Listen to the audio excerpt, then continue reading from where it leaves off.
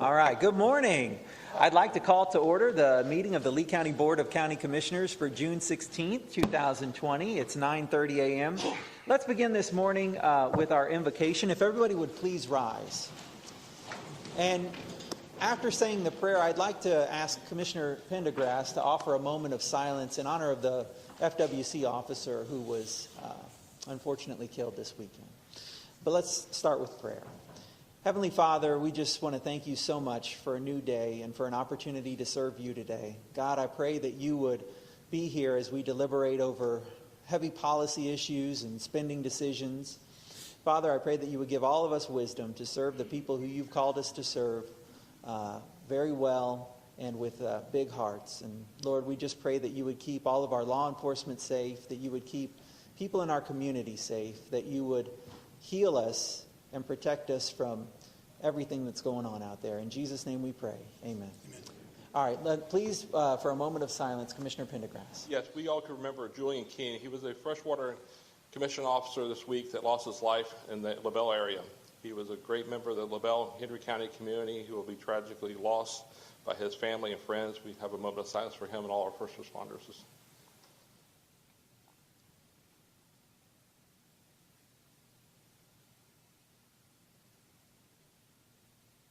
Thank you, Commissioner. Please join me in the Pledge of Allegiance. I pledge allegiance to the flag of the United States of America and to the republic for which it stands, one nation, under God, indivisible, with liberty and justice for all. Thank you. You may be seated.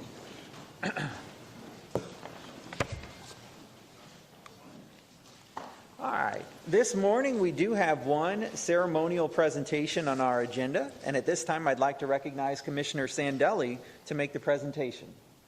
Thank you. Good morning, everyone. This is gives me great joy to present this one. Board of County Commissioners resolution. Whereas the National Recreation and Parks Association has declared July as National Parks and Recreation Month. And whereas Lee County Parks and Recreation touches the lives of individuals, families, groups, and the entire community, positively impacting upon the social, economic, and environmental quality of our county. Whereas parks, greenways, and open spaces provide a welcome respite from our fast-paced, high-tech lifestyles while protecting and preserving our natural environment. And whereas parks, playgrounds, nature trails, open spaces, community and cultural centers, as well as historic sites, make communities attractive and desirable place to live, work, play, and visit. Whereas Lee County Parks and Recreation activities and leisure experiences provide opportunities for young people to live, grow, and develop into contributing members of society. And whereas parks and recreation agencies provide outlets for physical activities, socialization, and stress-reducing experiences. Now, therefore, be it resolved, the Board of County Commissioners of Lee County, Florida, does hereby proclaim July 2020 as Parks and Recreation Month. Lee County urges all citizens to visit the parks, especially on the weekend of July 25th and 26th, 2020, when all parking fees will be waived at Lee County Regional Parks and boat ramps and admission will be free at the county pools. Duly executed the 16th day of June 2020, Board of County Commissioners, signed by Brian Ham, Chair. All right. Well, congratulations, guys. Thank you for what you do. Let's take a picture with the crew, and then Mr. Lavender, if you want to share a few words, that would be great. Thank you. Sure. Okay, yeah. You got to get Jessie in the picture. That's right. She's up there. There she is. Hi.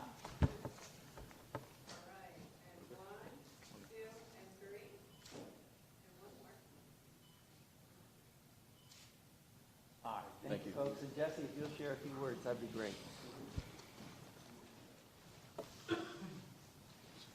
Well, first, I'd like to thank the board for your continued support of Lee County Parks and Recreation. I, of course, want to thank the county manager and the senior team for all their devoted leadership over the years. I'd like to thank the county attorney and his team for all their legal guidance.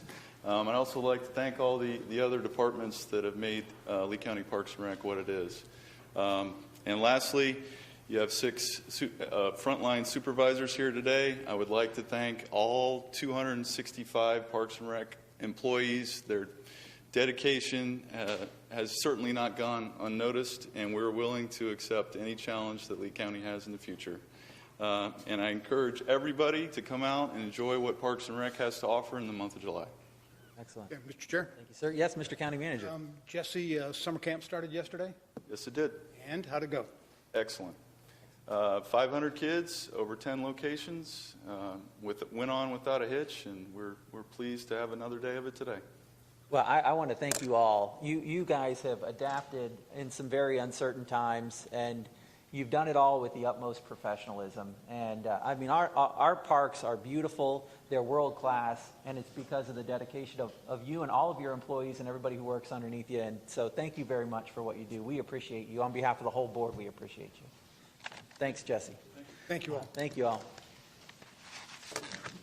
All right, great deal. Thank you, Commissioner Sandelli, for that presentation this morning. All right, moving on to the recap. We do have a couple of revisions and corrections to make to today's agenda. The county administration on item C27 is requesting that we change the motion to reflect the first public hearing will be on August 25th, 2020 at 5 p.m. instead of August 18th, 2020. And let me ask, Mr. County Attorney, we have several revisions and corrections. Can we just move those as one slate with one motion, or do I need to take a motion at each revision and correction? No, sir. You can take them as a slate as shown on the agenda recap. Okay, great. And then there's also 2 other revisions and corrections. County administration on item A1 and A2 have added the draft contract and then also the details related to the CARES Act grant. So, Commissioners, may I have a motion to approve the revisions and corrections? Moved. Okay, motion from Commissioner Manning, second from Commissioner Mann. Do we have any discussion on that? Do we have any public comment on the revisions and corrections? We'll still take up the items individually, and we'll go ahead and take the public comment on those specific items when it gets to be time. But has anybody got any objection? Okay, so we'll close public comment. Commissioners, any further discussion? Any objections? No objections, then that motion carries unanimously, and those revisions and corrections are made. All right, we're moving on to the consent agenda. So items 1 through 33 are on the consent agenda. I will ask the commissioners if they have any items to pull for discussion, and if they do pull an item, we'll go ahead and take public comment on that item at that time. But right now, Commissioner Mann, do you have anything to pull? Nothing? Commissioner Manning, anything to pull? I have none. Commissioner Pendergrass? No items. Commissioner Sandelli? Okay, so no items have been pulled off of the consent agenda. At this time, do we have anybody who wishes to speak in public comment on the consent agenda items? So the first 33 items on the agenda. Okay, seeing none, we'll close public comment. So moved. We have a motion to approve the consent agenda from Commissioner Manning. The second is from Commissioner Pendergrass.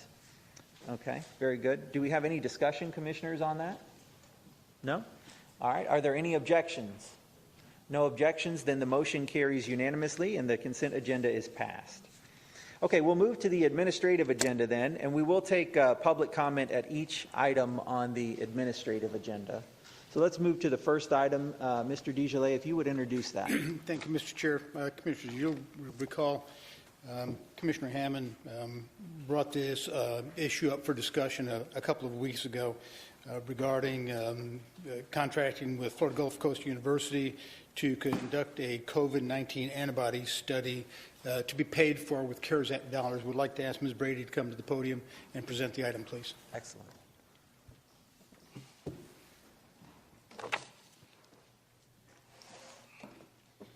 Good morning, Commissioners. Christine Brady, County Manager's Office. I'd like to introduce administrative agenda item number 1, which is for the board to approve an agreement with Florida Gulf Coast University to conduct COVID-19 antibody study using CARE funds.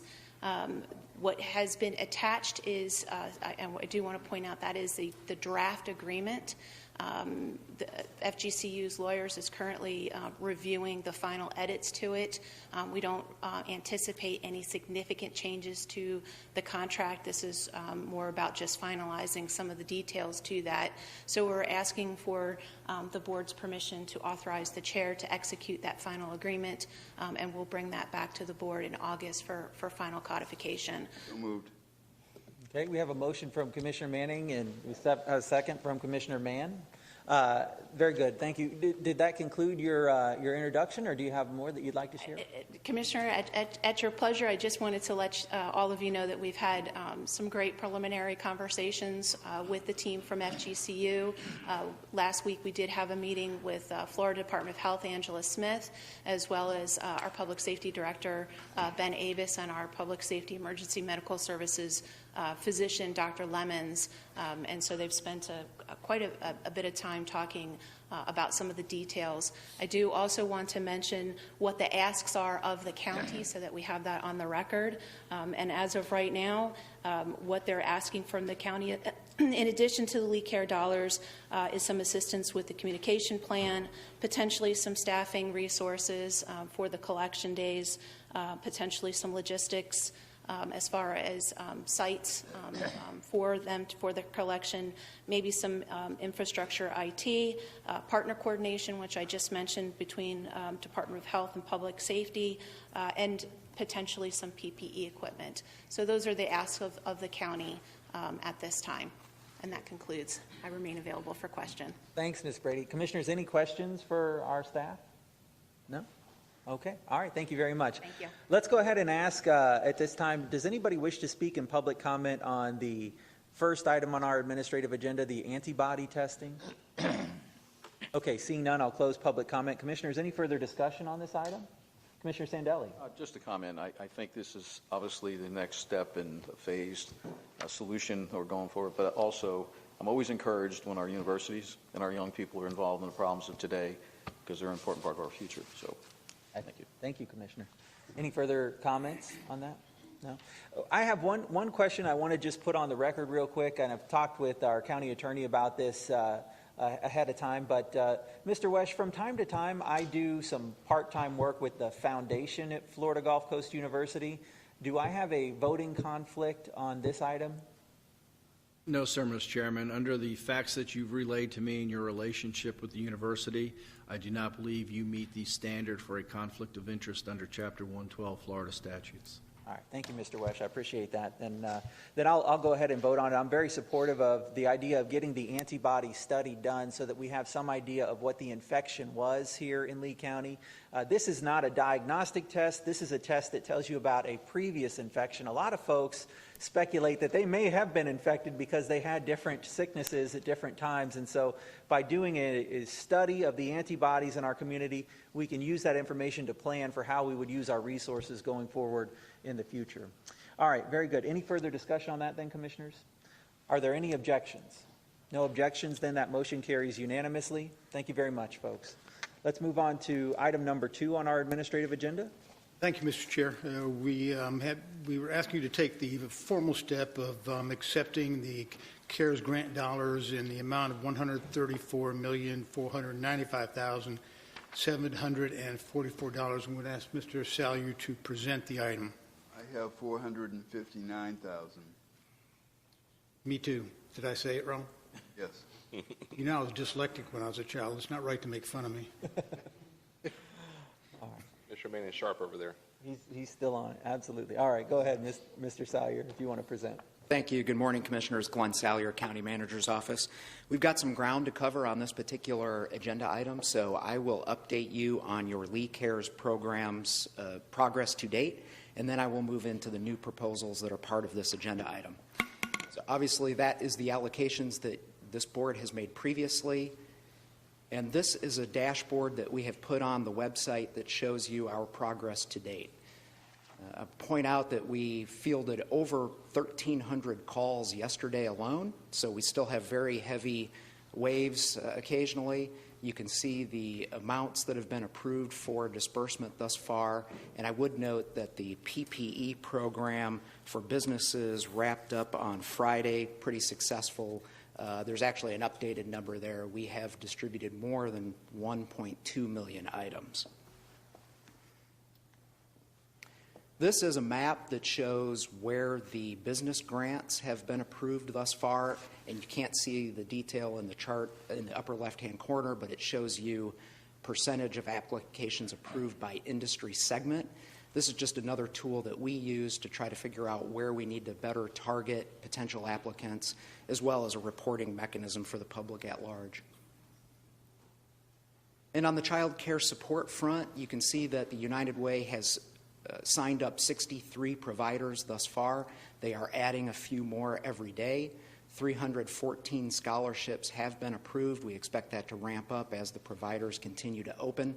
And on the personal protective equipment, we've made distributions to 75 county providers, and we're also looking to deep clean and disinfect a number of their sites.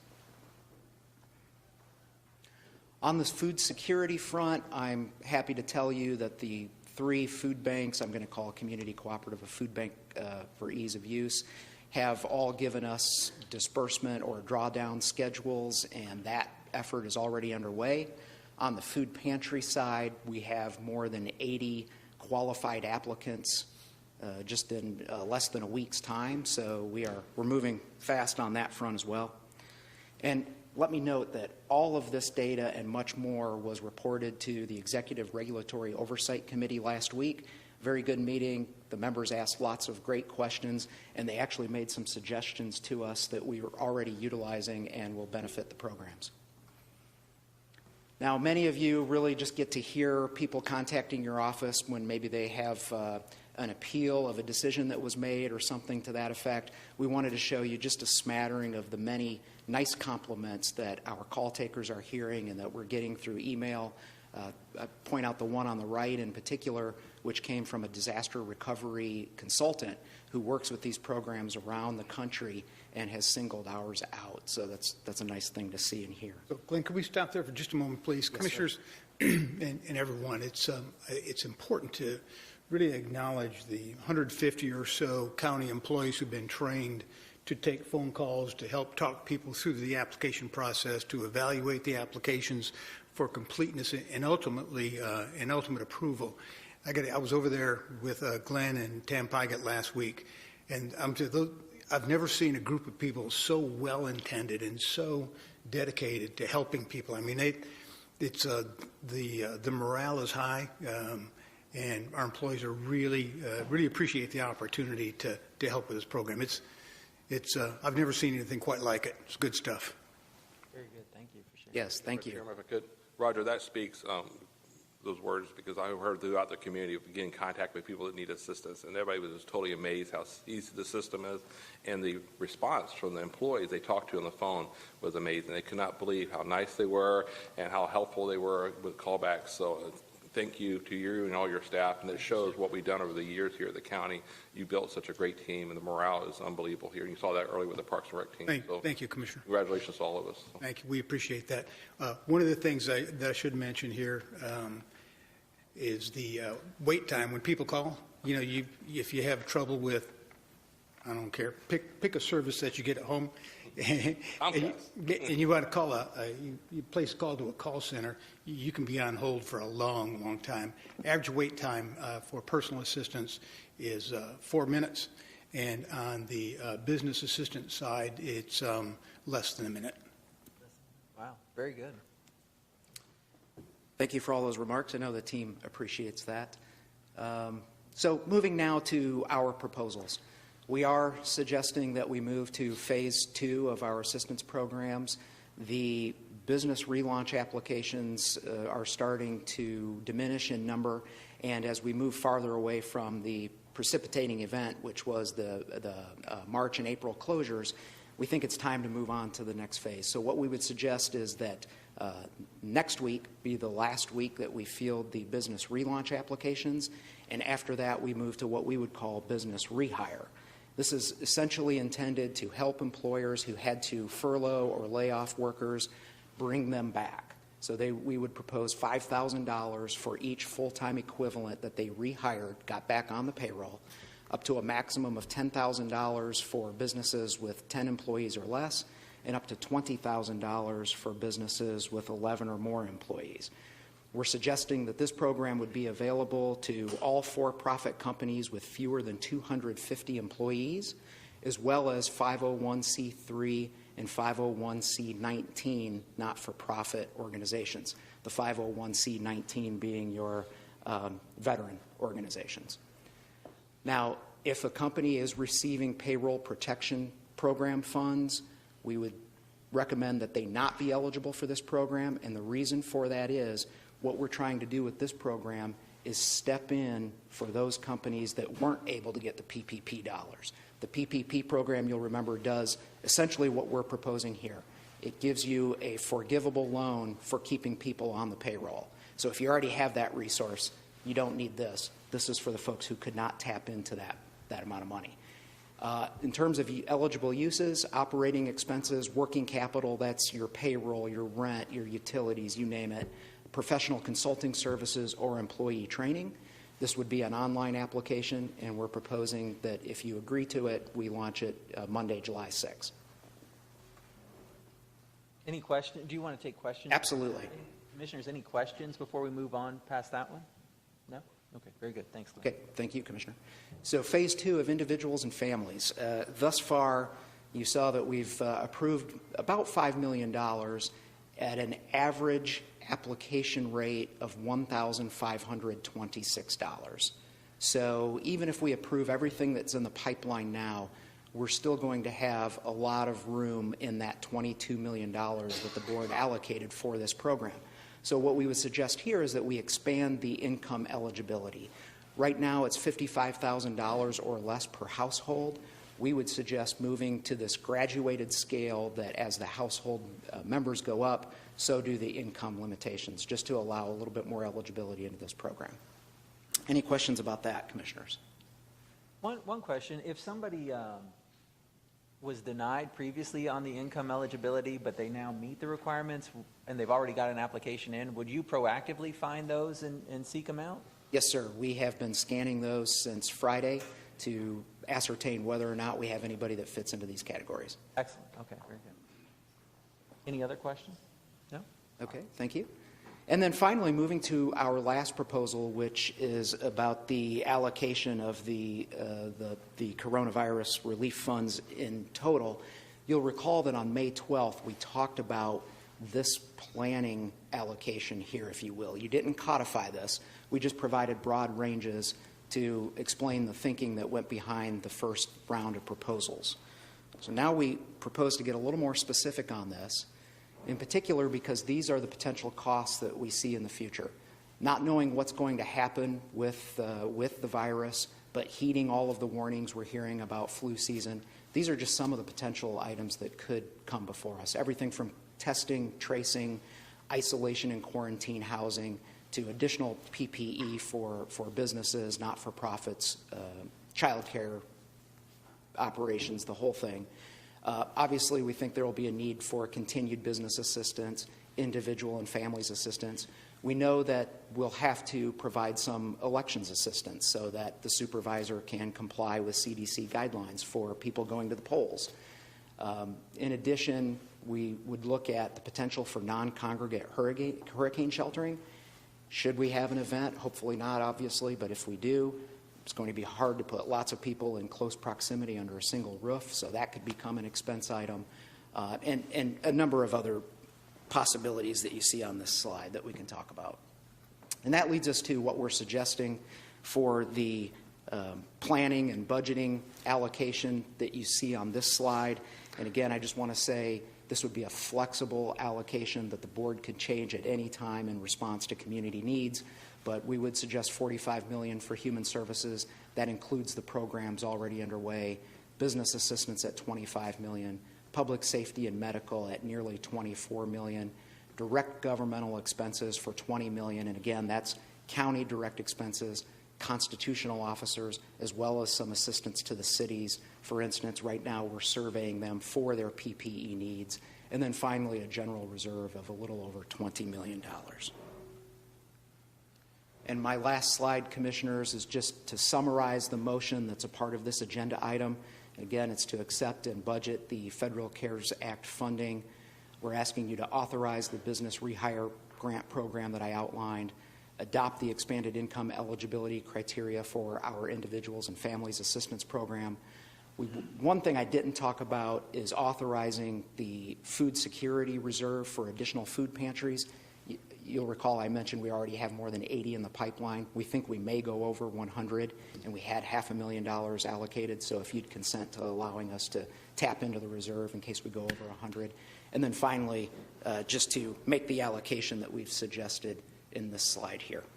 That's all I have, but I'm available for questions, Commissioners. Chairman?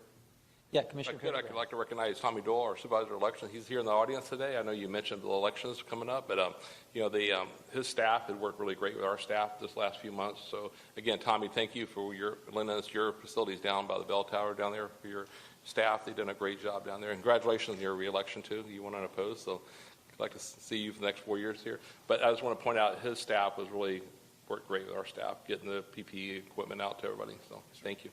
It was terrific help. Commissioners, does anybody wish to make a motion as outlined by Mr. Salyer? Okay. Motion from Commissioner Manning then, and second from Commissioner Pendergrass. Very good. And at this time, let me go ahead and call for the... I did have one question. Yeah, go ahead. Blaine, if you could, how does this, the 501c, the changes, how does this affect, we're going to hear, I think, from some of the American Legion folks here today and different facilities. How does that affect the other non-for-profits, the changes? Will they be eligible for the funds or not? Commissioner, on the rehire grants, 501c3 organizations were eligible. This continues that, but it would then also add your veteran organizations for the second phase. Thank you. Excellent. Okay, so at this time, if there's no further questions, any further questions for our staff? Let's move to the public comment phase on the CARES Act dollars. I've got one card from Nick Betos. If you'd like to come and speak. And then, does anybody else want to speak on this particular item? Raise your hands. Okay, so the American Legion cards are for this item as well then? All right, I'll go ahead and call you guys up. Let's go with Dennis Boland will be after Mr. Betos.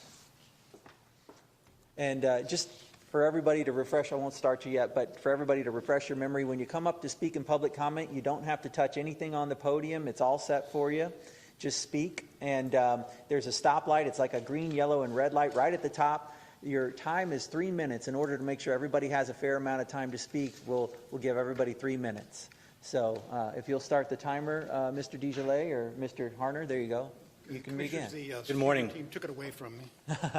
Good morning. First, I'd like to commend you and the staff for putting together a well-thought-out and comprehensive plan.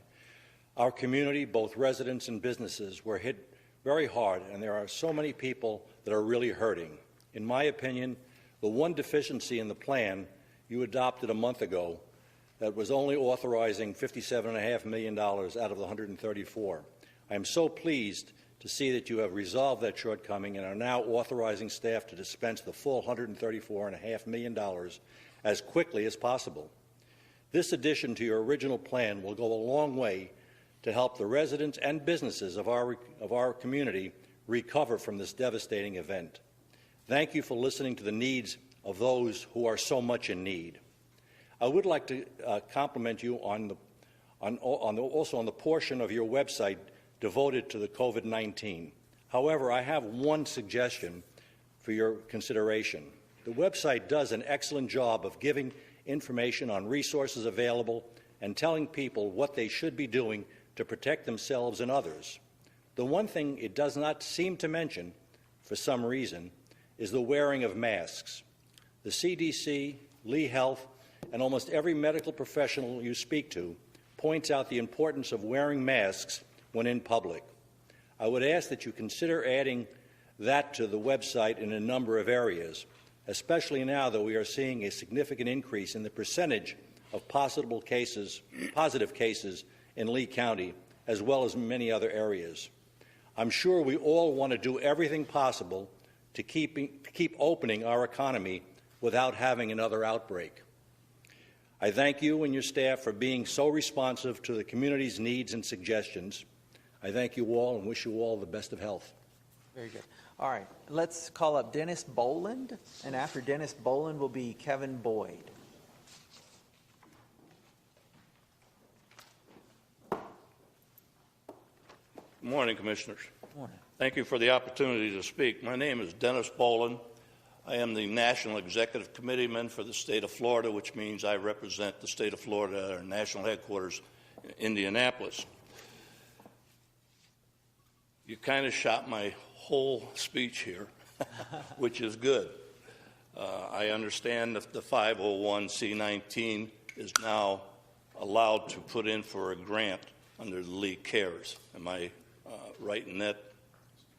All right. I'd like to give you a little insight on us veterans.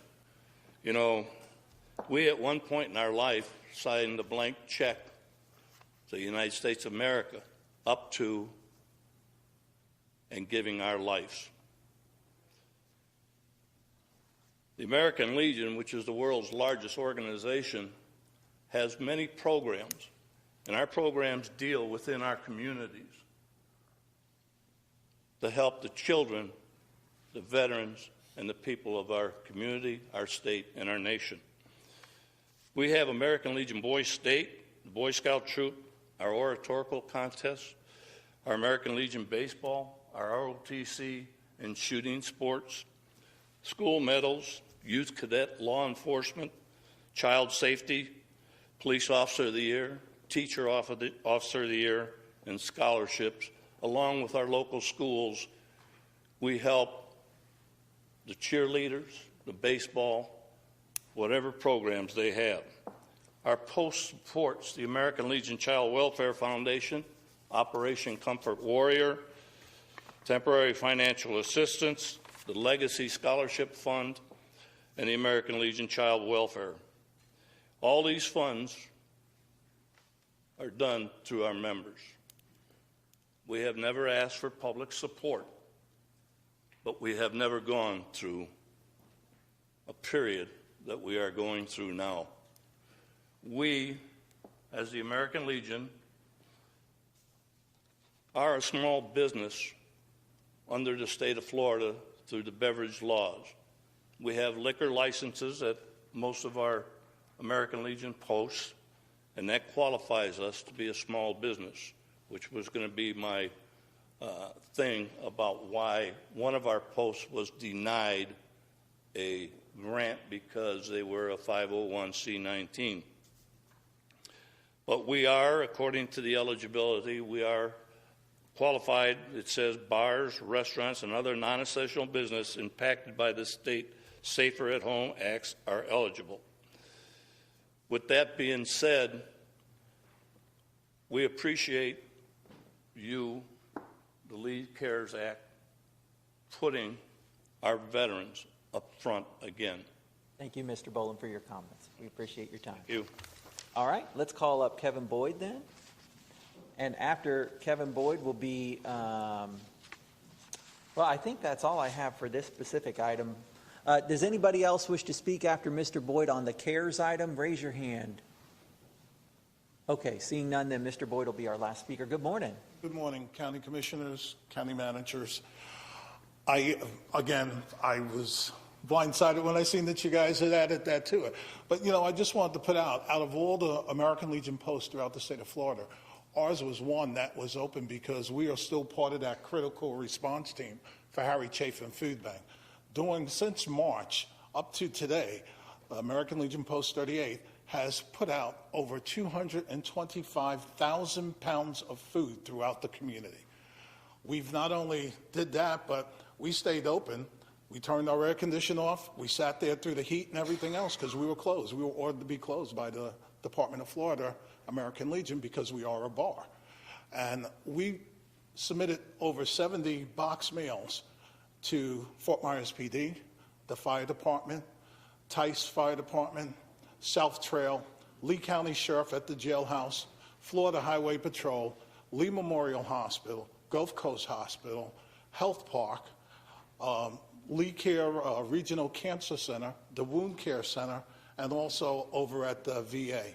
So we've been a very integral part throughout the community in providing And, I just want us to be able to, share on some of that too, because trust me, it wasn't easy sitting in there for 3 months with no AC on, trying to do work, and you're running with fans in 90-degree weathers. But I do thank you so much for the opportunity to speak and just making sure that veterans get their fair share.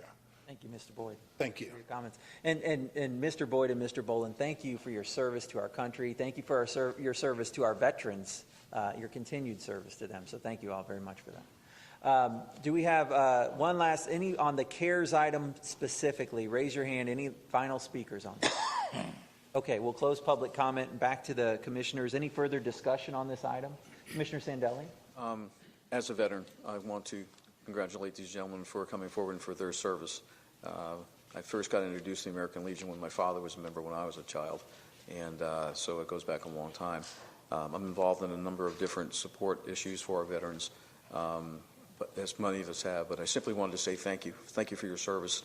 It's a pleasure to wear the uniform of the country as you have. Thanks. All right, commissioners, any further discussion?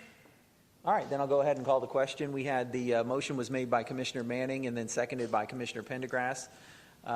Does anybody object to the motion? Okay, seeing no objections, then the motion carries unanimously. Thank you very much. And Roger, thank you, Mr. County Manager, for you and your team again for the great work on putting that together. Thank you, sir. All right, let's move to the agenda, item number 3 on the administrative agenda. Thank you, Mr. Chair. I would like to ask Mark Moore to come to the podium, please, to present item number 3 and 4, both items having to do with accepting CARES Act dollars for. Thank you. Good morning, Commissioners. Mark Moore, County Manager's Office. I'm here to present 2 administrative agenda items to you for consideration. Both of them are CARES Act related.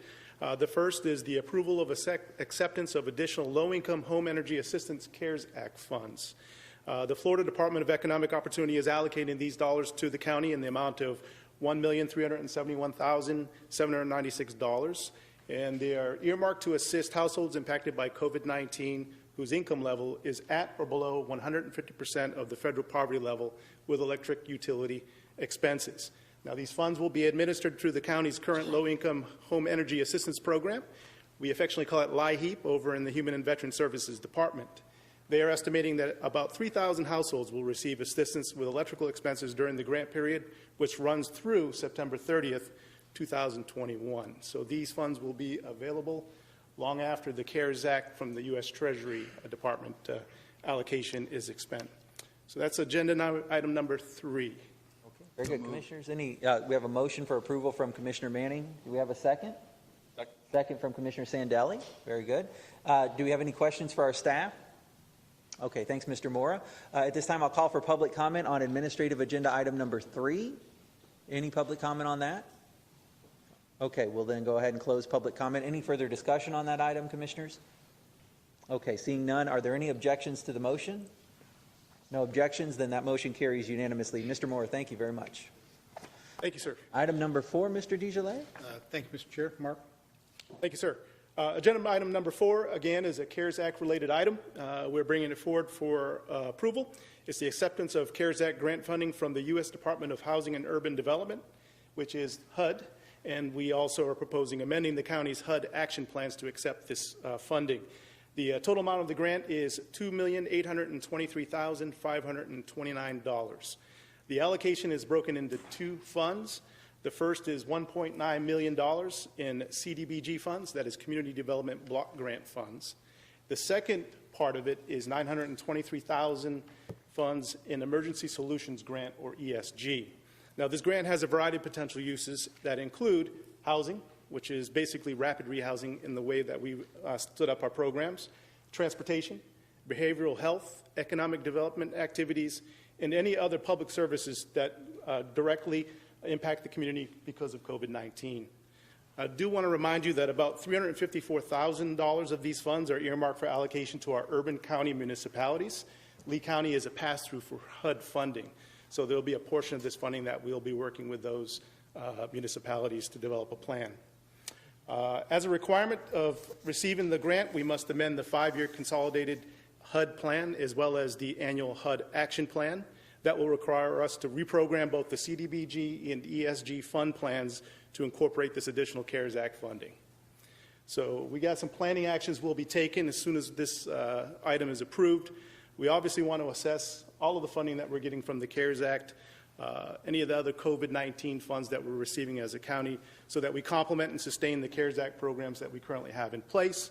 We also want to look at incorporating some of the findings from the gaps analysis as we develop these plans, as well as engage in a HUD-approved technical assistance so we have a better understanding how to best use these dollars. Very good. Commissioner Manning, you're recognized. Mark, I have almost 2 million written down here. You said 2.8. 2.8 million, yes, sir. 1.9 for CDBG and 923,000 for Emergency Solutions Grant. Okay, so correct. Commissioner, that may be a previous copy of the agenda. Originally, the number in error was 3.178 million. Mark has given you the correct number. Thank you. Very good. All right, very good. Any further questions for our staff? Commissioner Sandelli? Two issues that always are top of mind for us. One is obviously the homeless. The other is affordable housing.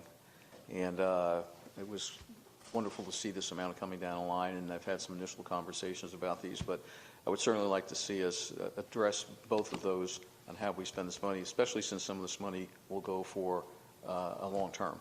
So we can look at maybe a couple of sites that we might be able to acquire to put together a place for the homeless, but also some training and so on and so forth that moves people to a productive piece, as needed, and also the ability to look at affordable housing for the long term. So this is a great program. If we use it wisely, I think we can really move the needle on some of these. Thank you, Mark. Good comment. Very good. Any further questions for our staff then? Okay, at this time, thank you, Mr. Moore. We'll move to public comment on the administrative agenda item number 4. This is the CARES Act grant funding from HUD and the HUD action plan. Do we have any comments on that? Just raise your hand. Okay, seeing none, I'll close public comment. Commissioners, does anybody wish to make a motion? Moved. Commissioner Sandelli, you wish to make a motion for approval as outlined by the staff? Very good. So the motion is made by Commissioner Sandelli. Commissioner Pendergrass? Second. Second? Okay, very good. All right, any further discussion on that? Okay, any objection? No objection, then that motion carries unanimously. Very good work on that one. All right, item number 5, Mr. Desjardins. Thank you, Mr. Chair. Under the Department of Natural Resource and Water Quality, I'd like to ask Mr. Ottolini to come to the podium to present a request to approve a change order for the Yellow Fever Creek Hydrological Restoration Project. Roland? Good morning, Commissioners. Roland Ottolini, Natural Resources. This first item number 5, is a change order for the Yellow Fever Creek. It's to add construction engineering inspection services of $93,000 to AIM Engineering.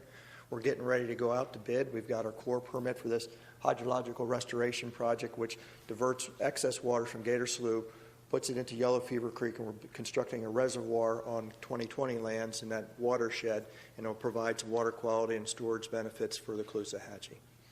Very good, thanks. Any question for our staff on this one? No? Okay, Commissioner Manning? So moved. Okay, Commissioner Manning moves approval. Do we have a second? Second from Commissioner Sandelli. All right. At this time, I'll go ahead and call for public comment. Does anybody wish to speak in public comment on the Yellow Fever Creek item? Okay, seeing none, I'll close public comment. Any further discussion or questions, Commissioner? Just one thing I'll add is continued thank you for plugging away on this program. It's a great project. And when do you think the actual construction will begin? We're getting ready to put the bid package together, so hopefully, late, so after too much rain. I mean, we're going to get the dry season when we're working out there, so hopefully this fall we'll be under construction. So. Once we get back into the dry season then. Okay, thanks, Mr. Ottolini. Okay, very good. All right, I'll go ahead and call the question. Anybody object to the motion? Okay, seeing none, that motion carries unanimously. Thank you very much. All right, item number 6. Thank you, Mr. Chair. Roland, please present the item. Yes, sir. This is item number 6, is to approve an agreement with the Florida Florida Department of Community Development for $7.1 million of community development block grant funds for unmet needs in San Carlos Park. As you recall, it was hit very hard, and during Hurricane Irma, a lot of debris down the canals. This allows us to go back in, complete areas in low to middle income regions, expand our amount of debris removal to provide enhanced flood protection, repair some structures, as well as repair some sidewalks that were damaged during the debris removal, and also a lot of roadside ditch and culvert replacement improvements.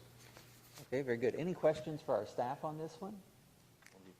No questions? So moved. All right, we have a motion for approval from Commissioner Manning. Do we have a second? Second from Commissioner Sandelli. Very good. At this time, I'll call for public comment on the San Carlos Park post-Irma project. Anybody wish to speak? Okay, seeing none, I'll close public comment. Any further discussion, Commissioners? I just want to point out, Mr. County Manager, tremendous job in helping us to begin to secure funding for this. This was a couple of years ago, a major issue after Hurricane Irma. And I know we're in COVID world now and priorities have shifted, but it's great to see that your staff continues the good work of fixing the flooding situation, even though those priorities have shifted. Thank you, Mr. Chair. Thank you. All right, I'll go ahead and call the question. Are there any objections? All right, seeing none, then the motion carries unanimously. All right, item number 7. Thank you, Mr. Chair. This is under the Department of Transit. Would like Mr. Cody to present item number 7 and number 8, additional CARES dollars funding. Good morning.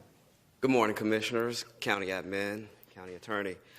This morning I come to you to approve and accept FDOT CARES Act funding for our rural areas grant to the amount of $849,324. Very good. Any questions for Mr. Cody, Commissioners? I'll move both. We can do that, Mr. County Attorney, right? We could move both 8 and 9? Yes, sir, as long as you take public input on both. Okay, very good. And you want to describe, Mr. Cody, briefly what 9 is as well? Absolutely. Number 9, approve the application and acceptance of our Community Transportation Coordinator Disadvantage Funds. It's approximately $382,556. Very good. Thanks, Mr. Cody. Okay, so we have a motion for approval of items 8 and 9 on the administrative agenda from Commissioner Manning. Do we have a second? 7, 8. Oh, I'm sorry. 7 and 8. I apologize. 7 and 8. So the motion is from Commissioner Manning. Do I have a second? Second. Second from Commissioner Pendergrass. Okay, very good. So I'd like to take public comment at this time on items number 7 and number 8, the transit items on our public or on our agenda. Does anybody wish to speak in public comment on that? Okay, seeing none, then I'll close public comment on those 2 items. Mr. Cody, great introduction. Thank you. Do we have any further discussion, Commissioners? No? Are there any objections to the motion?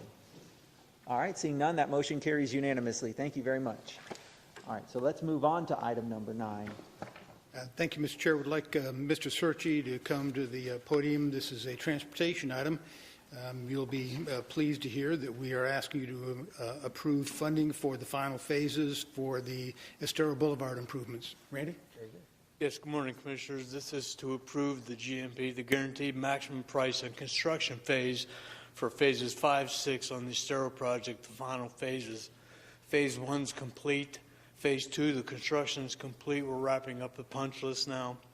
They're working hard in phase 3, 4, and this will, again, they'll do 5, 6. If you remember back in 2015, this project was set up for design 1 year, then construction the next. The 6 phases would have taken 12 years. This, by approving this today, we should issue notice to proceed by June 29th. That'll put the final completion at the end of 2021, which will be a 6-year project rather than the 12. So, Cut the timeline in half for the project. hopefully. That's fantastic. Yes, Lord willing. Right. Good job. Do we have any questions, Commissioners, for our staff at all? Move number 9. All right, motion for approval from Commissioner Manning. Do we have a second? Commissioner Sandelli will second it from Commissioner Sandelli. Any questions? I was down there Saturday, and I always come from Bonita and drive up the whole length of it and stuff like this. And it's been a labor of love and frustration, I'm sure, to some, but it's getting done. It looks great, and that's going to be a great improvement out there. thank you. I just want to commend also Howard Wheeler's here from Christel Construction. Their team's done a great job working with our TOT staff. And like Commissioner Sandelli said, it's been a great project. 6 years sooner. We never thought we'd see the end of it, but it's coming up. So thank you again, Randy and Howard, for your work.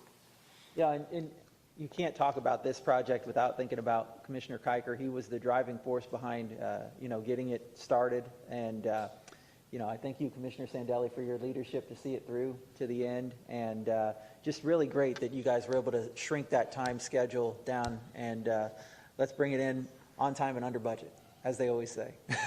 Very good. All right, at this time, I'll call for public comment on the Estero Boulevard project, which is administrative agenda item number 9. Raise your hand if you want to speak on that. Okay, seeing none, I'll close public comment. Any further discussion, commissioners, on that item? Okay, seeing none, are there any objections to the motion? Okay, seeing none, that motion carries unanimously. Thank you very much. That was a big administrative agenda. Thanks for working through that with us, commissioners. We're moving on to our public hearing agenda at this time. I'd like to recognize the county attorney's office, I believe, for public hearing item number 1. Thank you, Mr. Chairman. And I have previously provided to your clerk the public notifications for public hearing number 1, 2, and 3. All 3 have been reviewed and they are legally sufficient for you to proceed on all of your public hearings. I would suggest that you take each one individually, however. Okay. Your first public hearing deals with the annual placement of the solid waste disposal and waste systems assessment rates onto the tax bill. This is required by Florida law so that we can continue to place the special assessments on the tax bill. Following the conduct of your public hearing, we would respectfully request a motion to approve, and staff is here for an in-depth presentation should you so desire. All right, very good. Since this is a public hearing, Mr. Wesh, I'll go ahead and call for public comment first. Does anybody here raise your hand to speak on the solid waste assessments? Okay, seeing none, I'll close public comment. Commissioners, would anybody like to make a motion? So moved. Motion for approval from Commissioner Manning. Second is from Commissioner Mann. Do you have any further questions or discussion? All right, seeing none then, are there any objections to the motion? Seeing none, that motion carries unanimously. All right, item number 2 on our public hearing agenda, Mr. Wesh. Thank you, Mr. Chairman. Item number 2 is your second and final public hearing regarding the Verdana Village Developers Agreement. As you'll recall, this matter was before you in public hearing at your last meeting. This will approve the Developers Agreement for Verdana Village. Part of the agreement, I would point out, is a $4.8 million contribution toward the roadway improvements as you see fit. I believe they're currently slated to jumpstart the Corkscrew Road project, and that is part of this agreement as well. This is a public hearing. Staff is present should you require any additional information. Very good. At this time, I'll call for public comment on our public hearing agenda item number 2, the Verdana Village development. Does anybody raise your hand if you'd like to speak on that? Okay, seeing none, then I'll close public comment on that. Commissioners, does anybody wish to make a motion? So moved. Okay, motion from Commissioner Pendergrass. Does anybody wish to make a second? Second. Second from Commissioner Manning. Okay, any further questions or discussion, Commissioner Pendergrass? Thank you, Chairman. I'd like to point out, like Richard Wesh said, this item here alone, the contribution is $4.8 million for this final part of Corkscrew Road. We're also going through a long process of getting Corkscrew Road. So thank you for the people involved with this and contributing the money, because there's a lot of misleading information out there saying growth doesn't pay for growth. Well, this is a perfect example of how growth pays for growth. This is how we build roads here in Lee County. We did it with Estero Parkway. We're doing it here on Corkscrew. So thank you again for the Camerata Company and everybody else who's contributing, all the homeowners that paid the fees to pay for this road now. So thank you. Very good. All right, any further discussion or questions on this? All right, seeing no further discussion or questions, are there any objections to the motion? Okay, seeing none, the motion carries unanimously. Thank you. All right, item number 3, Mr. Wesh. Thank you, Mr. Chairman. Your last public hearing is for the purpose of creating the Whiskey Creek Channel Dredge Capital Improvements Program. Commissioners, there were 236 waterfront properties that are sought to be assessed. We received 124 petitions in favor. That satisfies your 50+1% requirement to move forward. The estimated cost of the project is $603,198. The process is based on an equivalent assessment unit basis. We estimate that the per ERU assessment to be $2,302.28. Mr. Chairman, staff is present for an additional presentation should you so desire. If not, we would respectfully request approval following your public hearing.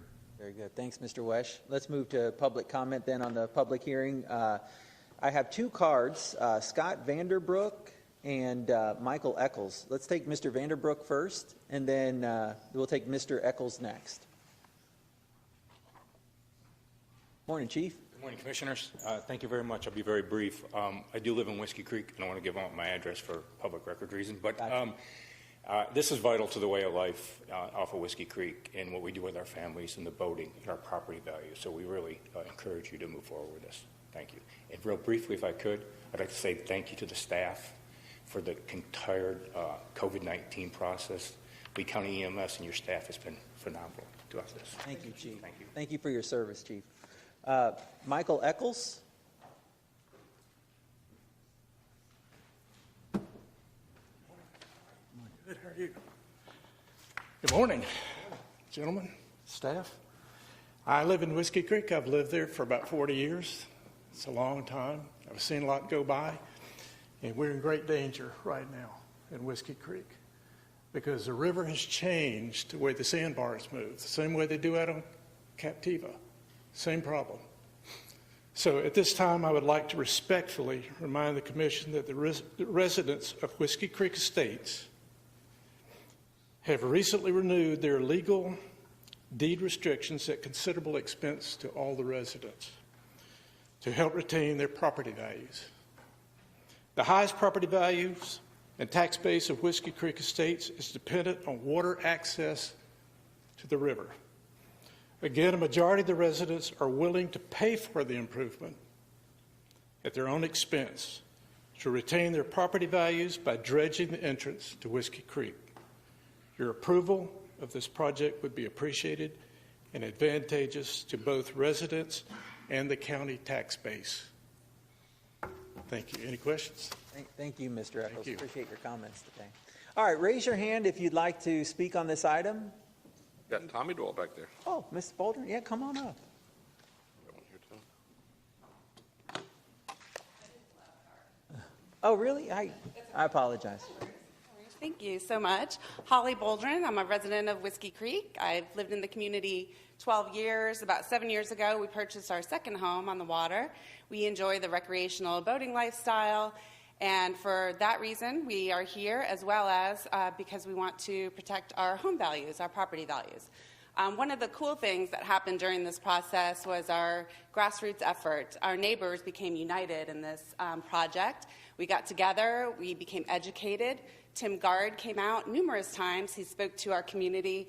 We hosted town hall meetings. We had flyers, social media. We reached out to the neighbors directly through good old-fashioned knocking on doors. And we helped people become educated. We gave everyone a chance to learn about the project, to share any questions or concerns. And what we found was a majority of the residents really wanted this to move forward. Number one, over the years since Irma, the waterways really become hardly navigable during low tide. It's become less than a foot where we can get boats through. So that causes people to have to turn around, go home. There's been boat damage to some folks. And overall, we're just looking to protect our home values, enjoy the recreational boating lifestyle that Southwest Florida is all about. So we thank you for your time. We thank you for the opportunity. We also learned during this education process that this process is in place in Lee County, that you've done this before in other waterfront communities successfully. McGregor Isles did this years ago. So we're happy to know that there's a process in place that your folks can work successfully and collaboratively with our community in order for this to be successful. So we thank you. Very good. Thank you for your comments. All right, raise your hand if anybody else would like to speak. All right, let's go with Mr. Doyle, and then we'll grab you after him.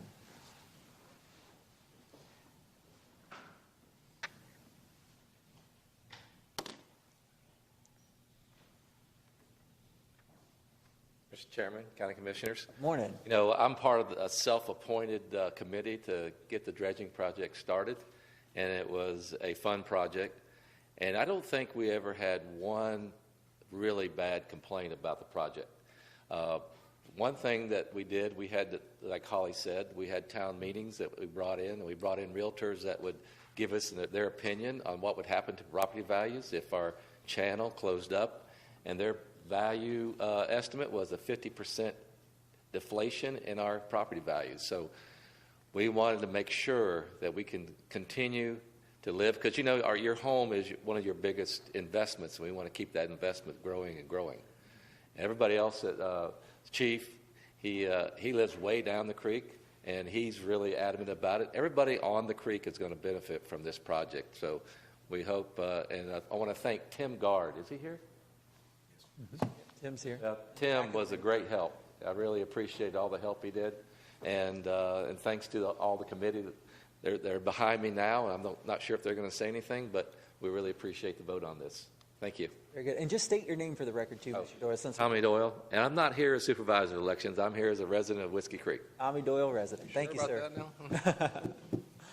All right, and ma'am, if you'd like.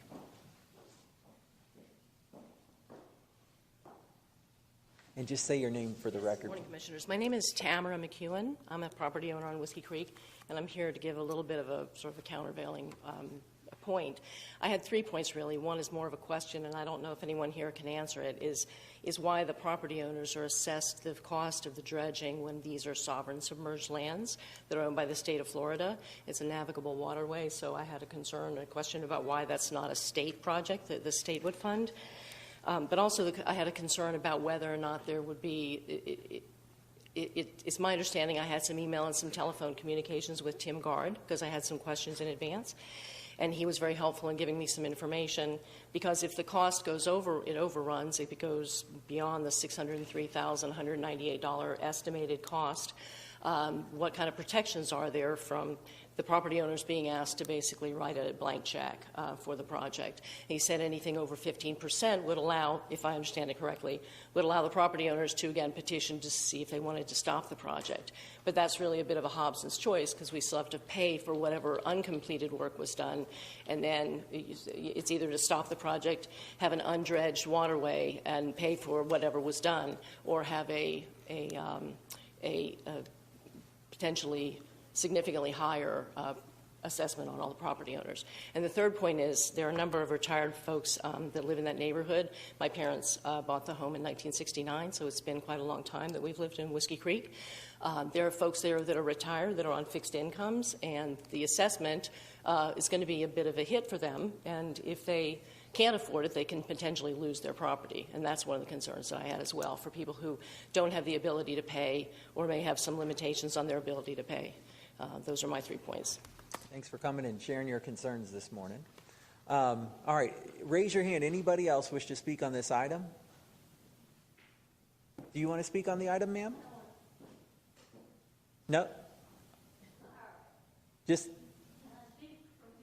No, we would need you to come to the podium so that we get it on the record.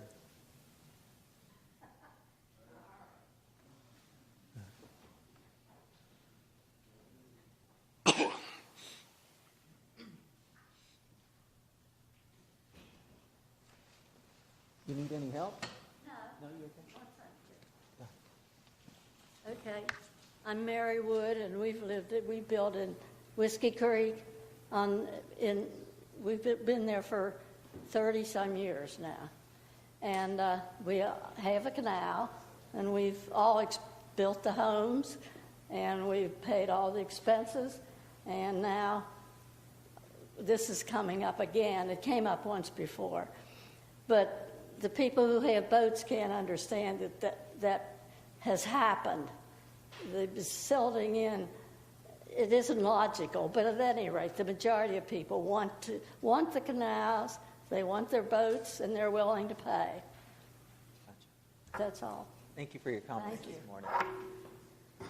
All right, very good. All right, seeing no further public comment then, we'll go ahead and we'll close public comment at this time. We'll come back to the board. Mr. Pendergrass? I move the item. Okay, Mr. Pendergrass moves approval. Second is from Commissioner Manning. Commissioner Mann? Question. Yes. Could perhaps Mr. West could answer this. How about the assessment, $2,300? Is that a one-time deal? Can it be stretched out? Can it be made more easy for folks to pay if they don't have that in their pocket. Mr. County Attorney? Yes, sir. The program allows for either a lump sum payment up front or the project to be financed over a 10-year period. 10 years. Oh, thank you very much. Very good. All right, thank you very much. All right, any further questions or concerns that you want to address? Okay, seeing none then, we have a motion and a second. If there are no further comments, then I'll call the question. Are there any objections to the motion? Okay, seeing none, the motion carries unanimously. Thank you, folks. Thank you, Mr. DeGillet. All right, let's move on. That concludes our public hearing agenda. Do we have any walk-ons or carryovers? Okay, very good. Thank you, folks, for coming today. All right, so no walk-ons and no carryovers. At this time, we'll move to commissioner items. Commissioner Sandelli, do you have any items? Yes. I think, as we heard before, we continue to monitor and adjust the allocations of CARES funding, and we're always trying to look for what's the best and positive impact that we can have on that. To date, we feel confident the process is working, as you've seen, and that it is sustainable. But in our efforts to get funds to people as quickly as possible, we find out that we're running a little bit behind. Only the fact that our manpower is so tied up in the calls, the processing, so on and so forth. And so we want to assist the effort by proposing to engage the Chamber of Commerce's to help in that. They are in touch every day with the small businesses, which are the backbone, of our economy. And so we've reaching out to them to try to give them assistance in the form of a grant like we've done to others, basically to help us, make sure we're getting to as many people as we can as quickly as possible within the parameters, which will expand, the help that we can outreach. And obviously the chambers are extremely important to us, not only today, but going forward. So the proposal is to give them a $5,000 grant, as we have in some of the others. And we'll look for your support. Okay, so real quickly, Mr. DeGillet, can you help out real quick with what we're asking for today? Yes, sir. I'm going to ask Mr. Salyer to give us the quick version here. Okay. Thank you. Thank you, Mr. Chair. So Commissioner Sandelli is proposing that the Chambers of Commerce in Lee County receive a business relaunch grant. They were not originally eligible because they are not 501c3 organizations. However, it does appear they were closed by the governor's order. So if so, that is a connection that we could use to justify the grant if you want to move forward. How many chambers do we have? Well, we appear we have 17. 17. Okay, very good. And how does this impact the CARES budget? So it would still fall within the $25 million business assistance allocation. Okay, very good. Okay. Any other comments you want to add, Commissioner? No, just, again, it was as stated before, the intent of this is to get to as many people as we can. The team is working extremely hard. I think they're working pretty close to 7 days a week. And when we go through the analysis, the only part is the outreach. Do we have the manpower to get out as much as we have, especially with certain windows closing and others opening? So it's a matter of making sure people can get in under the parts that are closing, but also make sure that they're informed of the new pieces going on. And obviously the intent here is to help as many people as we can. The chamber, boots on the ground. So that's the intent. So let me ask real quick, Mr. DeGillet, is that a motion then that we can approve today, or do we need to bring it back on a blue sheet in the future? Or? So I believe you can make that, you can approve that motion today. Okay. So we have a motion from Commissioner Sandelli for a Chamber of Commerce grant program as outlined, and the second is from Commissioner Pendergrass. Do we have any further questions or discussions on that? No? Let me call for public comment on the idea for the Chamber of Commerce. Mr. Truax? And does anybody else wish to speak on the Chambers of Commerce? Raise your hand. Okay, seeing none. Okay. I got my 3 minutes. Good. The clock's working. The $5,000 grant times 17, it came to $85,000 we want to give to the Chambers of Commerce, is what Mr. Sandelli is proposing. Is that what I understand correct? Yeah, we don't usually do. All right. Okay, fine. No, it's $85,000 of the $25 million business allocation allowance. I think the CARES Act funds should be focused on the members of the community, the people, and the food assistance. I didn't get to talk about this earlier, and the CARES Act is very important to me. I feel that only half the money from the CARES Act has been given away, And if you guys are going to be gone for 6 weeks on vacation, we need to put that support out there now and make it available. I know you're going to be gone for a while, and the numbers are going up. It's clear it's clear as the mask on my face. You guys are not taking the COVID seriously, and I'm very concerned for the community. And so, putting that CARES Act money in the Chamber of Commerce doesn't go to PPE for healthcare. It doesn't go to food and support. It doesn't go to the daycare centers. I think we got to focus on keeping people safe, keeping people fed, and supporting those folks in this crisis right now. I'm very disappointed that you're not wearing masks right now. I wear a mask every time I'm in public, and I recommend everybody does that. Mr. Truax. I got a minute and a half left. Yeah. Keep it on the topic, though, of the chambers. That's the motion that's on the floor. The chambers, I support the chambers. I was in the member of quite a few chambers of commerce in Lee County. It's supported by the businesses. It's supported by the members of the chambers of commerce. And I see this as a give back for supporting a campaign. Oh, come on. I said it. I go ahead and... I saw the shout out to Mr. Camerata for his help with the, and I saw his... I'd like to ask you to please stop your comments. You may ask. Yeah, because we don't appreciate personal... I know you don't appreciate it, but I... We don't allow personal attacks during the public comment time. I see the funding. Please have a seat. Please have a seat. Thank you very much. So, and real quickly, I know you stepped out for part of the meeting, but we did all the stuff that you were just talking about while you were out. I don't know what you were doing, but yeah. Well, we'll have another opponent come and talk. Mr. Betos. All about campaigns. Yeah, welcome to election year. Being up here has nothing to do with an election. I just want to congratulate you on the idea of going to the chambers of commerce. I think businesses are an important part of this community, and they should be supported. And I think being close to the individual businesses in each of the chambers will help distribute this money in an equitable and efficient manner. I might suggest that the amount that you're giving for each chamber might be considered to go a little higher, because there is a lot of need out there, and there seems to be money in the fund at this point. So I do support the idea that you are helping the individuals. I think that's very important. But I also think the businesses have to have the help, because they're the ones that are giving the jobs for people so they can support themselves. I thank you very much, and it has nothing to do with elections, sir. Thank you for coming. Thank you for your comments. All right, raise your hand if you'd like to talk on the motion that's on the floor then. Okay, seeing none, then we'll go ahead and close public comment at this time. Commissioners, any further questions, discussion on this item? No? All right, seeing none, then we'll go ahead and call the question. Are there any objections? All right, seeing no objections, that motion carries unanimously. Thank you. Commissioner Sandelli, do you have any further items? No. No? Okay, very good. Commissioner Pendergrass? No items. Okay. We have a great summer break, and we're not on vacation, but have a good recess. We'll be here working. Thank you. Very good. Real quickly, we'll go in order. On the commissioner items, there's two things I have to bring up. Number one, I just wanted to share, commissioners, with each of you. I get a report or a text every day from Lee Health, their government affairs person, Michael Natchip. Lee Health has been wonderful as a partner in sharing information on their hospitalizations and their resource usage, not only with our staff, but also with me as the chairman of the commission. And, because of the sunshine laws, I hate to reach out and call and talk to you guys about county business because we're not allowed to. Our county attorneys advised us on that. But I did want to take a moment, if we could put up the graph to show, this is the last 14 days of the hospitalizations for Lee Health.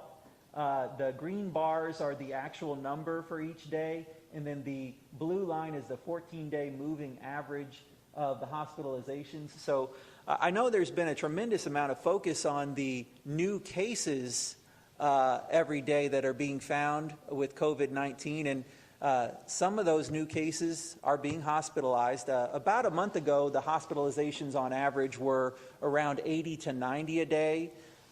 We seem to be in the 100, maybe 110 to 120 a day range now. But I wanted to show you that in my conversations with Lee Health and the information that they're sharing with me, I wanted to share it with the full board. And I wanted to also share with you that they've let me know that they feel like they have sufficient resources to handle the cases they're seeing right now. You know, when we talk about COVID-19, you know, one of the biggest concerns is the utilization of resources and whether we have enough hospital beds. So I just wanted to share with you the numbers. They said today, as of yesterday, Lee Health had 118 COVID-19 positive patients. Now, they have more than 1,500 beds in their system. 118 of those beds had a COVID patient in them. 24 of the 118 are in the ICU. 14 of those are on a ventilator. So they have system-wide, 26% of their beds are available system-wide, 72% of their ventilators are available system-wide, and 27% of their ICU beds are available system-wide. So I wanted to, again, just share with you those resource numbers. I know we're hearing, feeling, seeing a lot of pressure right now. Just wanted to, as you know, these are numbers you don't usually see on the nightly news. And again, they're being provided to me by Lee Health. I wanted to make sure you all got the same information that I had. So the second item I wanted to bring up under Commissioner items today, I have the pleasure of serving as your West Coast Inland Navigation District Liaison, the WCIND. That is a membership of 6 counties. It's got, well, actually, I overshot. It's got Lee, Manatee, Sarasota, Charlotte counties. So that's 4 counties. But it does serve a region of 1.47 million people. The commissioners who comprise the West Coast Inland Navigation District have voted to ask each individual board to take up a legislative issue this year. The legislative request that they're looking for is for a $2 million West Coast Inland Navigation District building. So the building, even though the district itself was implemented in 1947, they've never had a building to operate out of. They have now grown in the fact that they represent almost 1.5 million people to the point where they need one. And so they thought it would be a great idea with 5 counties or 4 counties coming together. Yeah, it's 4 counties and 1.5 million people coming together to ask the state for this money. So commissioners, if you're okay, my ask is to add this to our legislative agenda in the upcoming year and to ask our lobby team to promote it again on behalf of Lee County and the WCIND. What are you going to ask for, Mr. Chairman? Well, they've given me a nice packet, really well designed like our legislative agenda with the background and the funding request, and it is a funding request of $2 million for construction for the facility. Okay, so you want $500,000, correct? Well, no, what they're asking is for the state to pay for the $2 million construction project, and the match on behalf of the district would be the $3.1 million land that they're going to build it on. So you want to divide 3.1 by 4, correct? No.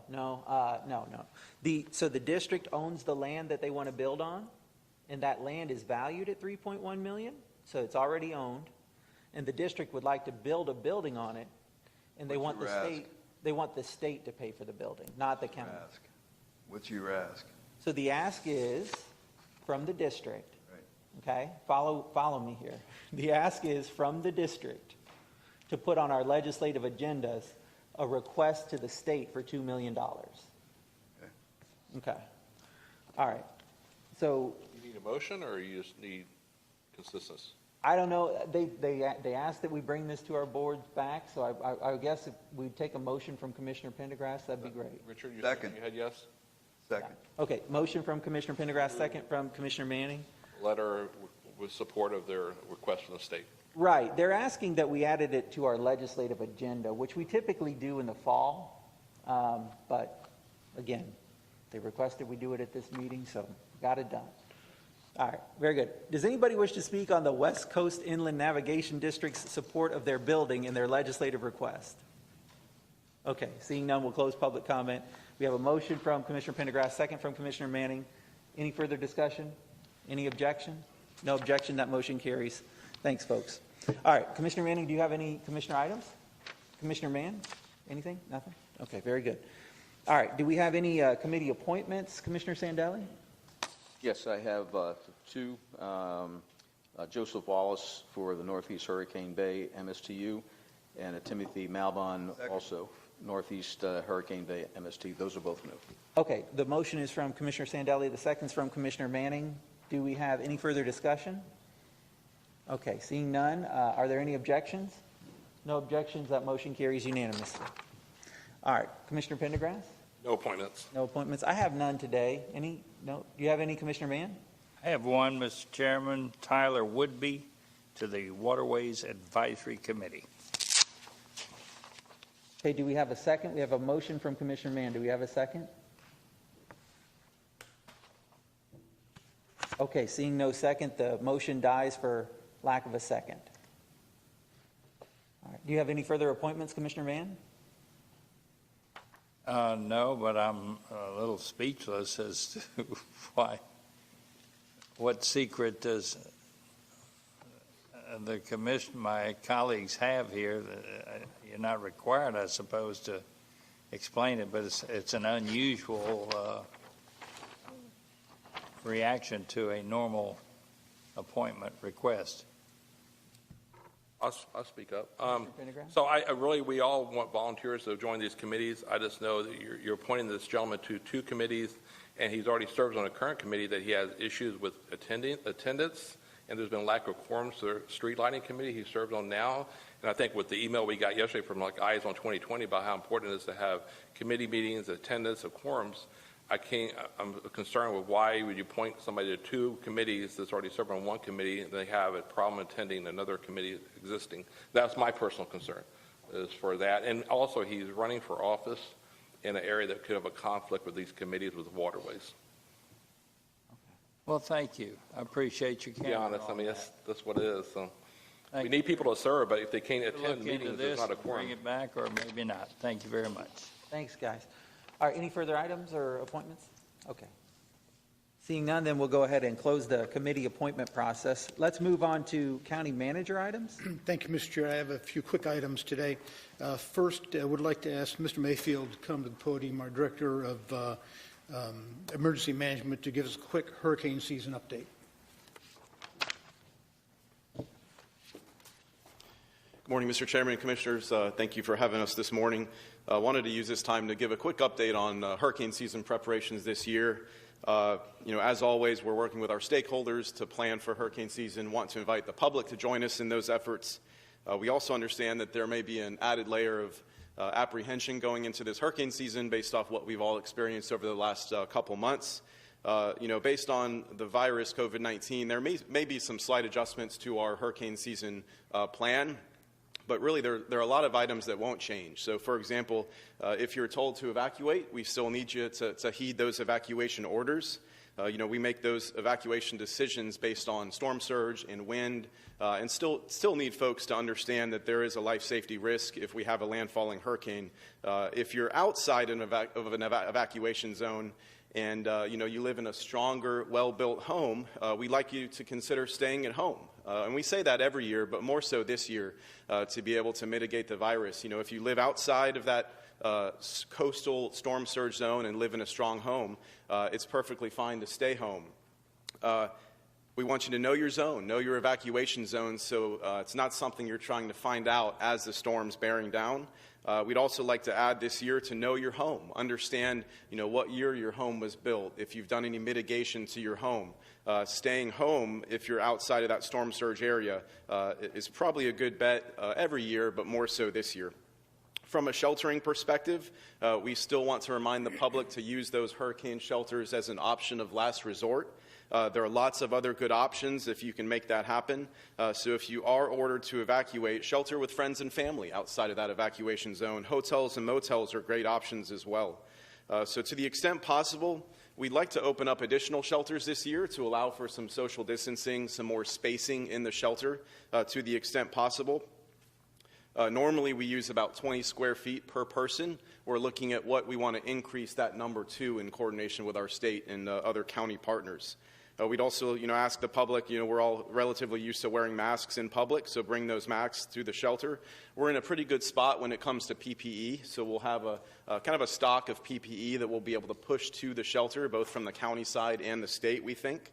We'll also put an extra effort on cleaning in the shelter this year, so making sure we're really doing our due diligence to clean those high-touch areas in the hurricane shelters.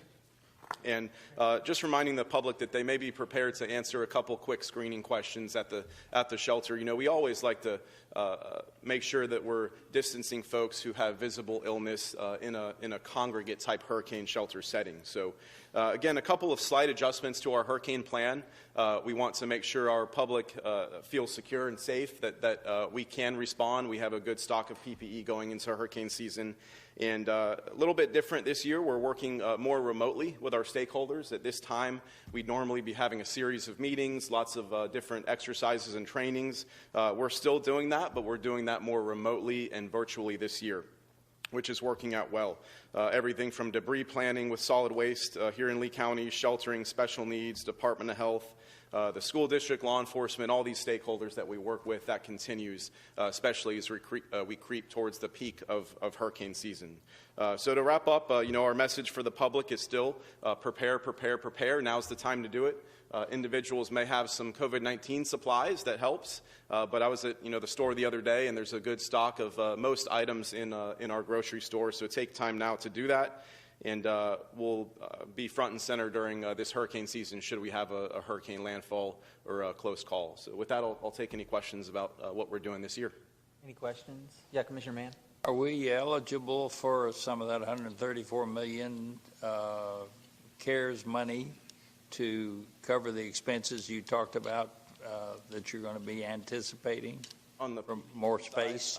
On the PPE side, I believe that's correct. We're using some of that to kind of account for our needs going into this hurricane season, since it's a COVID reason for that PPE stock. I would think that any COVID-related expenses we'd be eligible to recover. Yes, sir. Good, thank you. Very good. Any other? Commissioner Sandelli? With the needs for distancing and potentially more shelters, I know staffing is always a challenge. Are we anticipating a lot more staff? Do we have them? Do we have them in training? Do we have them? Just want to make sure we have the people to match up the need. Correct. Yeah, we're looking at some kind of innovative options. We're fortunate to have just an incredible group of county employees that support in that role, school district employees, law enforcement. So even in Irma, for example, we had the National Guard support, which was very helpful. So statewide, even the Florida Division of Emergency Management is looking at those innovative solutions to be able to meet that need going into this sheltering season. Any further questions for Mr. Mayfield? No? Okay. Thank you very much for the update. Thank you, Lee. Commissioners, two other quick items having to do with your schedule, County Commission schedule. Would ask that you allow us to change the second board meeting in August from August 18th to August 25th, when we will present you with the final draft of the budget for fiscal year 2021. Okay. So moved. We need that as a motion, Mr. Wesch? Okay, very good. So with the motions from Commissioner Manning, do we have a second? Second. Second from Commissioner Pendergrass. Very good. Question. Commissioner Mann, go Is ahead. that our next meeting? No, sir. I'm going to cover that in the next item. Okay, I just suddenly was fearful that we were going to the budget at our very next meeting. No, sir. No. Okay. I'll go back to sleep. All right, so we have the motion and a second from Commissioner Pendergrass. The motion was made by Commissioner Manning. Does anybody wish to speak on the motion that's on the floor? Do that, yeah. Okay, seeing none, I'll close public comment. Any further questions or discussion? All right, any objections to the motion? Seeing none, then the motion carries unanimously. All right, Mr. DeGillet. Thank you, Mr. Chair. You'll please recall that the beginning of last week, I sent you an email asking you if it's acceptable for the summer break to take place starting tomorrow and through August 3rd. So your next meeting would be August 4th. It is the traditional summer break, so you would simply be canceling the next two board meetings. Okay. And we have the ability to call an emergency meeting at any moment? Yes, sir, you do. Okay, so if that's necessary, we can call an emergency meeting at any moment. Yes, sir. So moved. Very good. The motion's from Commissioner Manning, the second's from Commissioner Pendergrass. Do we have discussion or questions? If I could also add, we still have zoning tomorrow, and Yes, we sir. actually have our workshop tomorrow, and we also have an airport meeting coming up. So there's a meeting still occurring. I have work conferences next month and work meetings next month. So we're actually not on vacation, but actual recesses for the public's transparency, because a lot of people are confused about that. So I understand. we still have work meetings going on. It's just Yes, sir. board meeting. The work doesn't slow down. Kinda over keeps the running. next 30 days or so. Right. We have lots to do.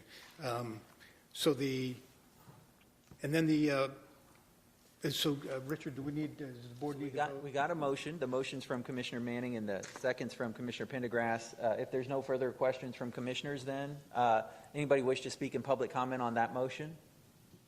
No? Okay, we'll close public comment then. Any further discussion? Any objections? No objections. That motion carries unanimously. And Mr. Chair, finally, just a reminder that this afternoon we will be presenting to you at 1:30 the first draft of the general fund budget for fiscal year 2021. Okay, so let me ask, can that be your workshop update? We have that later on the agenda. Oh, yes, sir, I'm sorry. But does that count as your workshop? Yes, sir. Okay, well then let's do this. I'd like to take the public comment then on the workshop. So that was regarding the budget. I know somebody said they wanted to talk about the budget. Does anybody wish to speak in public comment? Okay, seeing none, then we'll close the workshop public comment portion. And do you have any further items today? No, sir, thank you. All right, very good. Thank you, Mr. DeGillet. Mr. Chairman, Yes, sir. could I inquire of the county manager while we got him? on Sure, the absolutely. The last 24 hours, we've seen news stories about increases in COVID cases reported in the state of Florida. Have you any information that would indicate that we might want to be thinking about that as an impact on Lee County at this point, since we're about to take a substantial break here? Commissioners, I would tell you a couple things. Firstly, everyone should continue with all of the precautions as outlined by the CDC: hand washing, wearing masks when it's appropriate, maintaining social distance. If they're out and about in the community or in public buildings. The second thing I'd like to tell you is we've seen that spike over the last few days, and I think maybe it was Friday.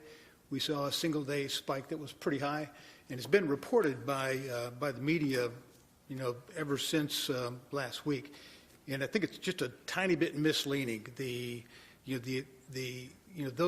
Those reports of the increase in number of positive cases around the state of Florida and in Lee County, a spike that high usually means there was a data dump that was, through whether it's the labs or the hospitals, a lot of different entities that report to the Department of Health the positive test cases. We believe that the increase at this point really is a function of increased testing. There are more people being tested than ever in Lee County and around the state. And so the number that we really watch closely is the one that's recommended by the CDC, and it's called the positivity rate. And that is the percentage of people who test positive compared to the total number of tests. What the CDC says is that if you have a rate of 10% or lower, then there is minimal community spread. The Lee County's positivity rate has been at 6.5 for the better part of a week. So we watch it very carefully, and if there's action that we need to take during the summer break, the chair can call for a special meeting of the board, or there are actions that we could take otherwise based on the state of local emergency and the authorities that you've given the county manager. Okay, did I hear you say essentially that it's the additional testing from your perspective that is accounting for the spike in the number of cases that we've seen identified? Yes, sir. For the really large spikes, what we really watch is a 14-day rolling average, and that's between the 14-day rolling average and the positivity rate. Those are two things that are very important to watch.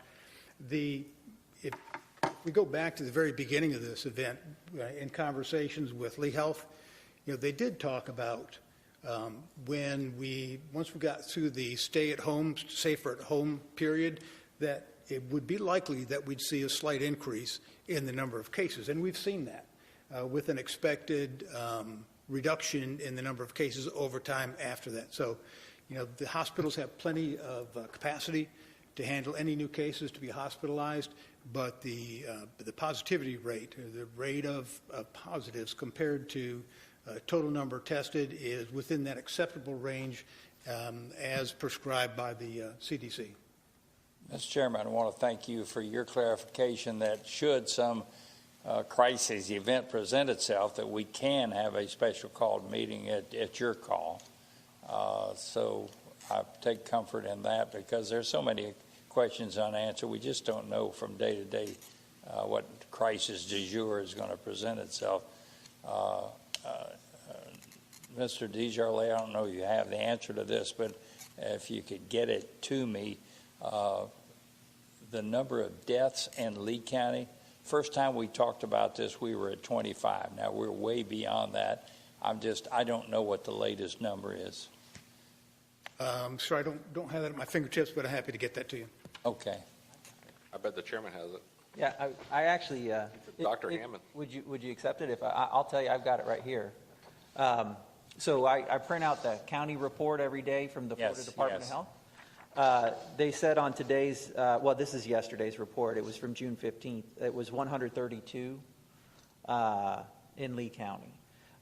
They have another report that they put out separately from this that identifies how many of those are related to long-term care facilities, and 93 were related to long-term care facilities. And the state has certainly been putting a lot of emphasis on the long-term care facilities and trying to get every patient and staff member tested, because that seems to be where this is really spreading and unfortunately causing the worst outcomes. But, and I appreciate that. I'd seen that information where the overwhelming percentage was from long-term care facilities, which is pretty scary. Is there, last question back to Roger, is there any indication of potential action on the part of the county that could be required as we look at that kind of an alarming statistic with the elder care facilities? Commissioner, Mr. Chair? Sure. Yeah, Commissioners, this whole issue of testing in the long-term care facilities and some of the high number of positive test case and hospitalizations really is a function of the state of Florida Department of Health. The governor, about 30 or 45 days ago, ordered the Department of Health to test every resident of long-term care nursing facility in the state of Florida, along with every one of the staff members. And we stay in close contact with the Lee County office of the State Department of Health. So really there's not a role for us to play now in it, but I have every confidence that if the Department of Health needs our help, they'll give us a call. Thank you, Mr. Chairman. Thank you for your elucidation on that. Thank you. All right. Very good. Thanks, Mr. County Manager. Yes, sir. Mr. County Attorney? Thank you, Mr. Chairman. I have for your consideration this morning the 13th extension of the state of local emergency for the county's COVID response. Mr. Chairman, I would also like to add to that request that the authority be given to you or your designee to execute the state of local emergency as may be needed throughout the summer break. So moved. Second. Motions from Commissioner Manning and the seconds from Commissioner Mann. Do we have any comments on that or questions? Okay, very good. Do we have anybody who wishes to speak in public comment on that item, the COVID state of local emergency? Okay, very good. I'll close public comment. Any further discussion, Commissioners? All right. Any objections to the motion? No objections. That motion carries unanimously. Thanks. And we'll coordinate on when to get those signed. Yes, sir. Very good. Thank you. All right, thank you. Any further items? No, sir. Thank you. All right, it's now time for public presentation of matters by citizens. This is an opportunity to speak on items that were not on today's agenda. It's the same rules as public comment. We've got the green, yellow, and red light again, and you'll have 3 minutes to talk. I do have a couple cards. The first one looks like it's from Carrie Hendry. And then after Carrie Hendry will be William Joe Schottmiller. Morning, and it's all set. You don't have to touch anything. Weird being down here, not as a journalist.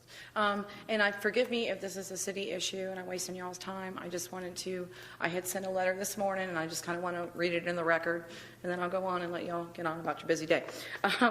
I respectfully request that you consider a proposal by my cousin Cindy Hendry and myself, speaking as members of one of Lee County's founding families, to reintroduce the idea of relocating the Robert E. Lee statue and monument currently located in downtown Fort Myers on Monroe Street to a more appropriate museum-like setting and to create a freedom fountain in its place. I am sure that by now y'all have seen my face on the news promoting this idea, one that Cindy actually came up with last week as a compromise between those who would like to see the statue removed completely and those who want it to remain in its current spot forever. So it's relocation, not removal, is our message.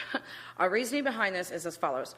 We believe that the statue is more accurately a historical artifact, and as an historical artifact, its proper place is in a museum where all of local history can be taught so that future generations can comprehend the mistakes made in the past and thus learn not how to repeat them. If the artifact remains where it is, it will be forever a point of contention and animosity in our community and continue to be knocked down and or defaced, thus requiring local law enforcement resources being utilized to protect it when they probably have better things to do. The creation of the Freedom Fountain, it is our proposal to commission a local artist for this, would replace what was once a symbol of oppression and hate with one that seeks to unify our community in quiet reflection and peace. We believe that it could serve to enhance the image of our beautiful downtown, becoming a place for photo ops and Instagram posts, so folks worldwide can see how our beloved Fort Myers made a step forward to bringing people together instead of driving them apart. We do not seek to erase history, but rather to put it in its proper context. That artifact was erected during the Jim Crow era of the 1960s, a time of great civil unrest and strife. That strife continues despite the fact that it is now 2020, which is a full 50-plus years into the future. And we believe it is time for some common sense. Moving the artifact into a museum will accomplish this, putting General Lee's and all of Lee County's true historical record on display for all to see and learn from. Furthermore, historical record shows that Lee himself was against any memorialization of the Civil War, specifically Confederate war monuments. Though he died in 1870, just 5 short years after the war ended, he stated many times in his writings his opposition to such symbols, saying, "I think it's wiser not to keep open the sores of war." He expressed many concerns that keeping such symbols would also keep the divisions alive and said that he wanted the country to heal. The feeling is also expressed by Lee's ancestors to this day. Robert E. Lee's great-great-great-great-grandnephew, Robert E. Lee IV, told Michael Braun of the News Press last week that he is completely in favor of removing all artifacts that honor the Civil War to museums where they belong. I want us to... Oh, I'm done? Okay.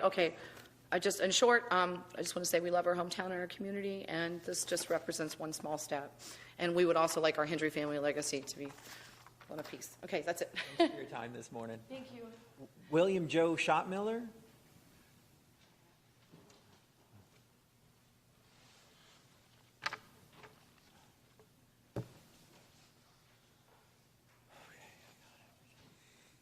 I thank you all for being here. Mr. Santelli, you said something about the homeless and things like that. If you could give me a card so I can get a hold of you, maybe talk to you on this. What is needed is, your parks are not suitable for people that are there. Those are meant for children and people to enjoy, not the homeless or people that are just using the place to party and stuff like that. Another thing is I've noticed the grills are gone and it's summer, so how are people going to do their cookouts? So I hope that those will be put back. And what it needs to be is a safe harbor for people to go to. Someplace that's they can camp or whatever that is safe, but not a park where children are, okay? There needs to be more affordable housing, like boarding houses or that, because a lot of people's income is in the $700 to $1,000 range, okay? Disability, Social Security, whatever. There needs to be affordability. And the investments of nonprofits investing in something like that would help our community a lot better. So I'm going to leave it with that, and Mr. Santelli, I will get a card from you or whatever. Thank you. God bless. Thank you very much. And then we have a card from Jasmine Miller.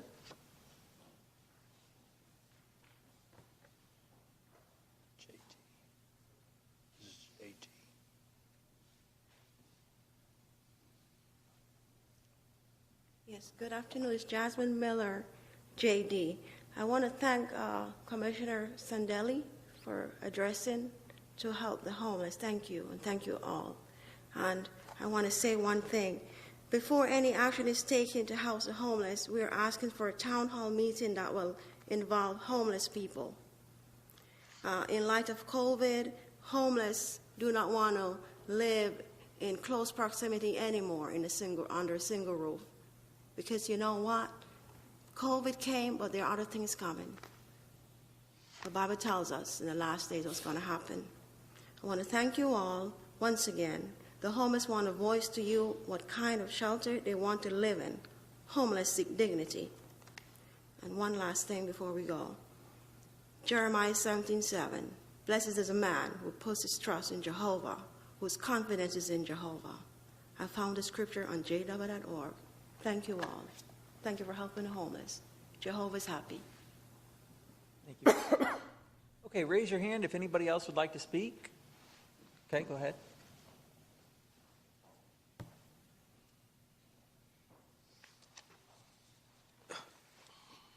Thank you again. I want to second what, again, my name's Todd Truax. I'm a resident of Bonita Springs.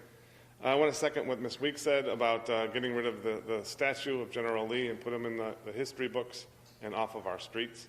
I'd also like to ask that that picture be removed from this chamber. When I stand to say the Pledge of Allegiance, I have to look at the traitor to the United States of America as I pledge my allegiance to the United States of America.